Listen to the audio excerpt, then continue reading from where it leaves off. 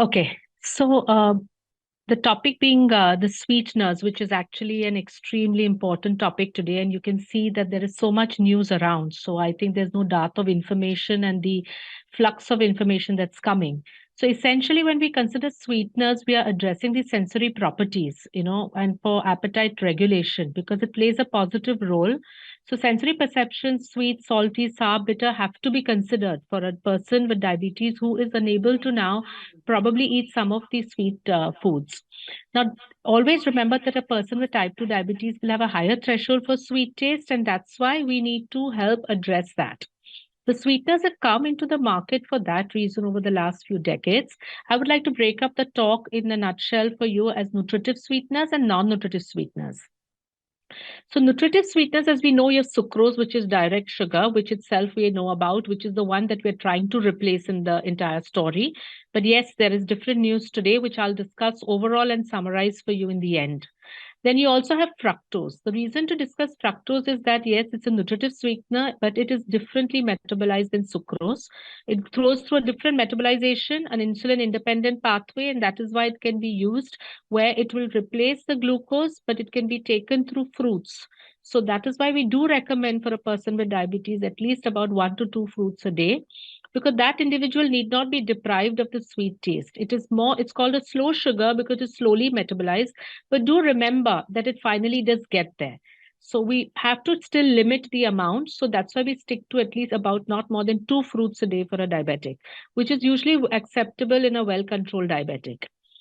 So this is one that can be used as a maneuver when you're planning a diet for diabetes and trying to bring in the desserts or certain sweet taste in.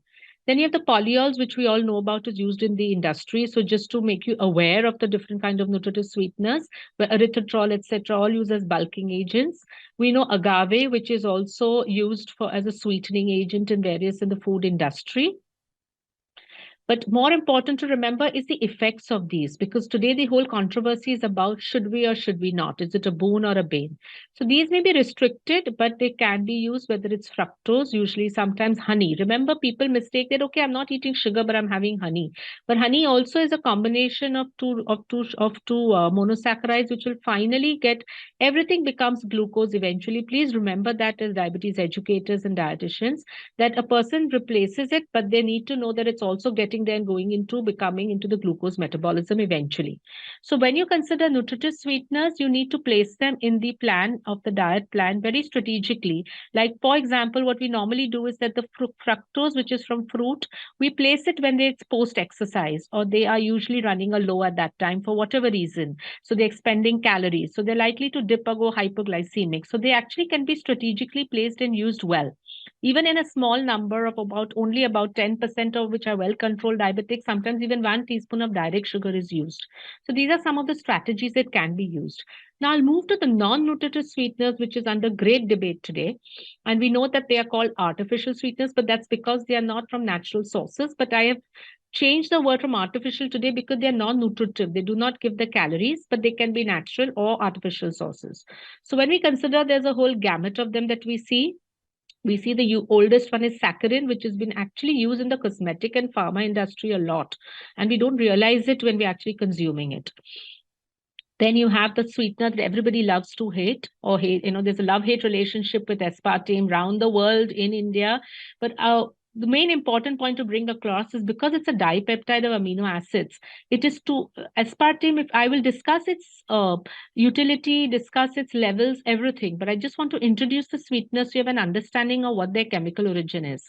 So you have to understand that aspartame, when used in certain amount, but it has to be avoided in people who tend to be sensitive and have migraine headaches, people who may be sensitive to monosodium glutamate because they may react to aspartame, and also to people who are phenylketonuria. There's always a warning label on any product that not to be used for PKU if it has aspartame in it. So aspartame in children, we have seen that most of the time it is used in most of the beverages that youngsters and teenagers seem to have. But remember that it is these sweeteners, non-nutritive across the board, we do not use unless an individual, a child, has reached sexual maturity. We do not give it to young children, and especially aspartame is restricted because it crosses the blood-brain barrier and it can alter the brain activity, which is undesirable. It may not be used in pregnancy either, especially with people who with a woman who may have hyperphenylalaninemia. So how much becomes too much as far as aspartame is concerned? It's the commonly used one, aspartame asulfame K also we'll see later. So usually you'll find that the acceptable daily intake, as it is written here, that a youngster has to really consume a very large number of cans of any kind of beverage which contains aspartame, which will actually lead it to beyond the acceptable daily intake.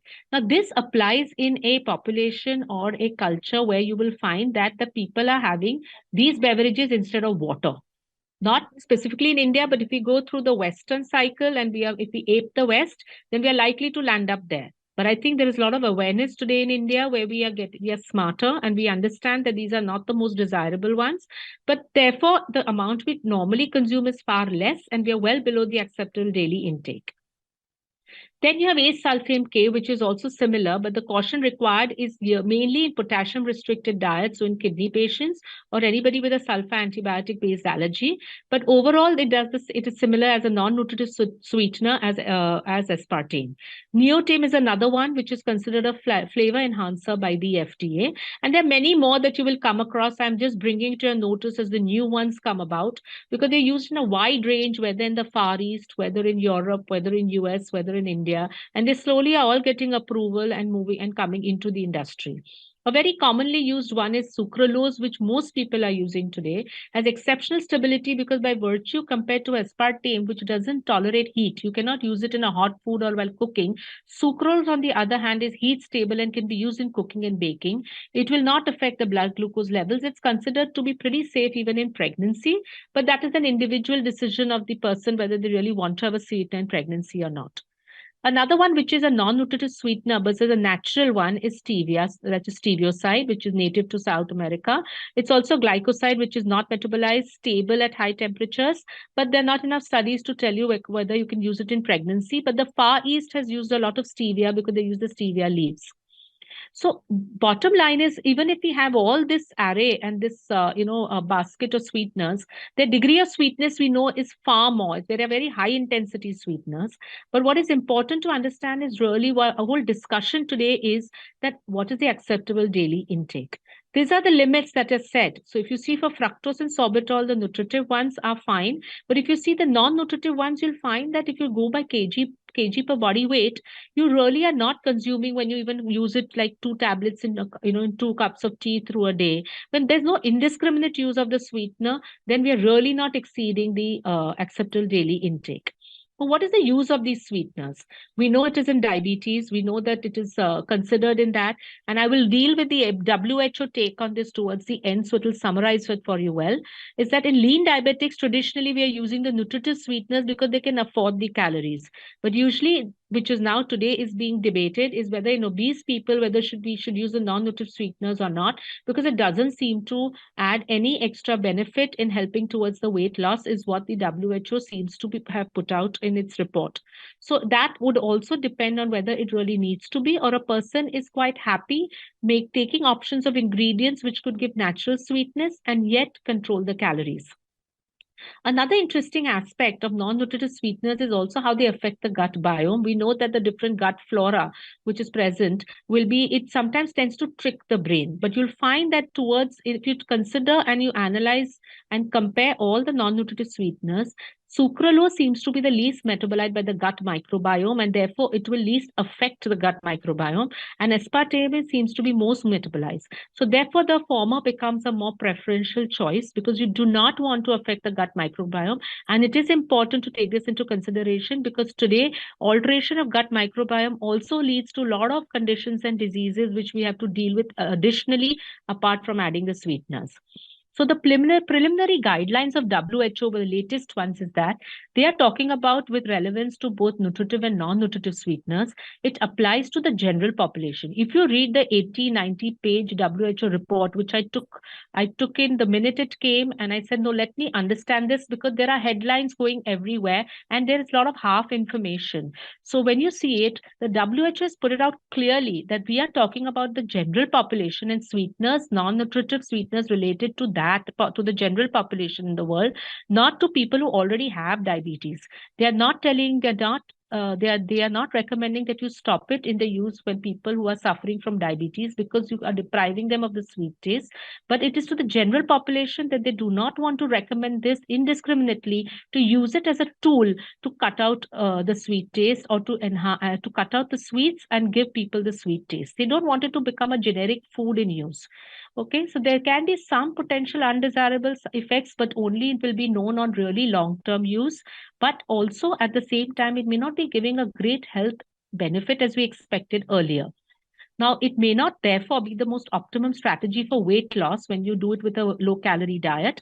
Hence, it may lose its relevance in obesity today, but yet the sweeteners, non-nutritive ones especially, are required in the condition when people have diabetes, or they're trying to control their sweet intake and they need that help. And because it is a behavioral modification that is required.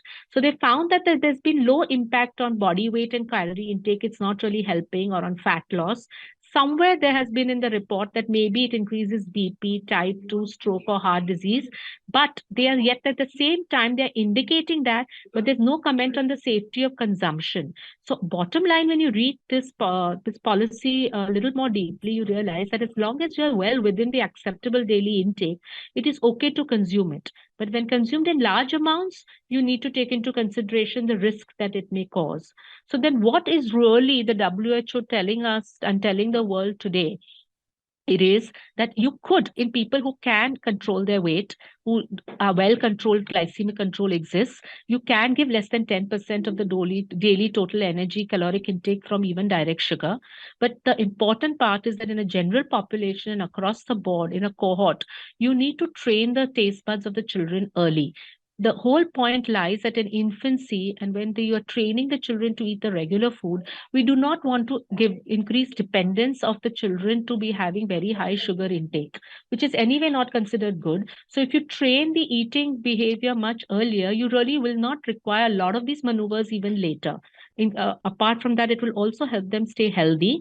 So we want to avoid that early dependence on these free sugars or non-nutritive sweeteners, and to opt for foods which do not have sugar, and cut out sugar sweetened drinks, but take foods which are naturally okay in sugar to a particular portion, or you have to have that portion control. So you can go for natural desserts, which are also healthy because they give you micronutrients, and that serves a double purpose. And also that at a young age, we need to have the population understanding the stealth or hidden sugars that are found in packaged foods. So that is why we do not want to indiscriminately advise to a general population, because it will only help a sweetener industry but not help the population if we have a large amount of packaged foods going around and being recommended around at a very early age. And those hidden sugars will start creeping in. So the nutrition facts labels have to be checked, and that is why these ingredients have to be considered when you're training the taste buds or people are at an early age. So most importantly, what the WHO is trying to tell us, even with the newest information on aspartame, that it may not be advisable, it may have a risk for cancer, etc. It is actually dependent completely on the amount that is consumed. Is it well below the acceptable daily intake, or the ADI? Because there are enough foods apart from these, which you consider as additives, etc., which also can be cancer causing. So I think it has to be a judicious decision to not indiscriminately recommend them, but in specific conditions of diabetes where it will help, we recommend them. It may not exceptionally help in obesity. So maybe a person who's obese may be able to do without it. And it is definitely not to be recommended to the general population, especially youngsters. So if you summarize, you will see that nutritive and non-nutritive sweeteners do play a role when we are planning the diets in diabetes and obesity. We cannot wish it away. It's a huge industry, and plus it does serve a purpose in niche areas, but we have to use it judiciously. In nutritive ones, you have to adjust the calories in exchange of certain carbohydrates. In non-nutritive sweeteners, you do not require to adjust the calories in exchange of carbohydrates, but you need to see whether it's okay and staying well below the ADI. So WHO guideline therefore recommends that in the global population, we would like today to make our entire population healthy and have the correct eating habits, to have an inclusion of naturally occurring sugars through food, use the sweeteners within their safety limits, recommend the judicious use of these sweeteners in type 2 diabetes. They have not said no for type 2 diabetes. And also to limited use in adult obesity and not indiscriminate use for the general population as a policy. So I think this is where this entire debate stands today, and this is the clarification I wanted to bring out, because we tend to get carried away and we don't read between the lines. And I think it needs to have a very sensible approach, because anything in moderation or in the limited quantity and in the portion control works. So the same applies to even those nutrients which are used in micro quantities. Unless a nutrient in micro quantity is known to really be a risk factor to any of the lifestyle diseases, to increase them or to exacerbate that particular condition within its ADI limit, it should be fine. So this is where I think this debate rests till date. Thank you so much for your patient hearing.